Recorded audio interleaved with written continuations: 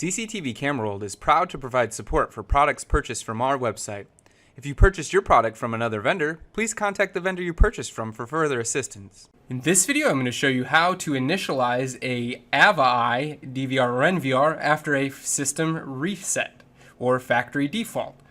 So first you need to enter the factory default password, which is 123456. Now this is just the password after a factory default. This is like the very minimum security password. So when you click your login button, it's automatically going to ask you to change it. So enhanced password mode has been enabled. Please set a strong password first. So you click OK.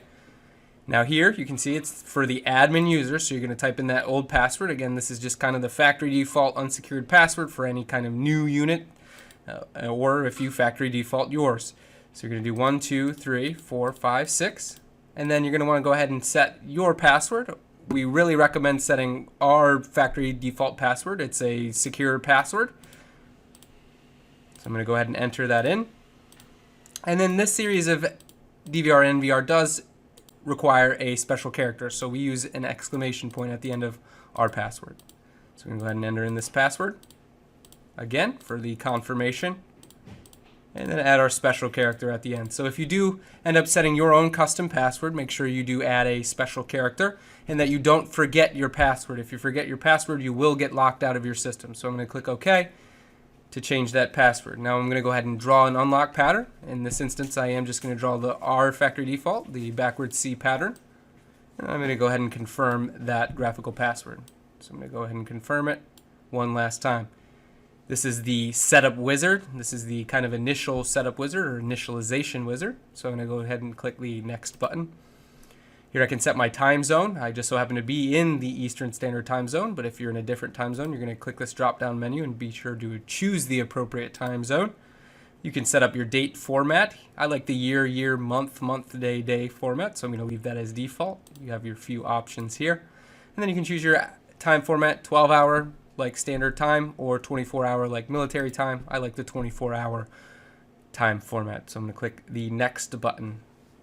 You can manually set your system time if you'd like. However, I'm going to use the internet to set my time manually. And that brings me to this next page called the TCP/IP page. Now, if you're a technical user and you know what an IP address is and you know how to set one up for your local network, you can uncheck the DHCP option and then fill out the appropriate information for your network. For most users, though, you're going to want to leave the enable DHCP option enabled and leave it checked, and then click the OK button. The bottom option here is just the PoE NIC option for this NVR. It's the internal camera network, and this is the network scheme that will use. Again, that's more for advanced users. For most users, you can leave that alone. I'll click OK. And then it's going to ask me to change my resolution. I just so happen to be on a 1080p monitor, so it's asking me to change to that resolution. However, I'm just going to leave it on the resolution that I currently have it set to. So I'm going to click the cancel button. Now I've successfully initialized my AvaEye NVR, and it's ready to be used with any of my AvaEye cameras. I could just connect them to the back of my NVR and then they would be up and running. Hopefully this video helps you reinitialize your NVR or DVR after doing a factory reset. Thank you for watching.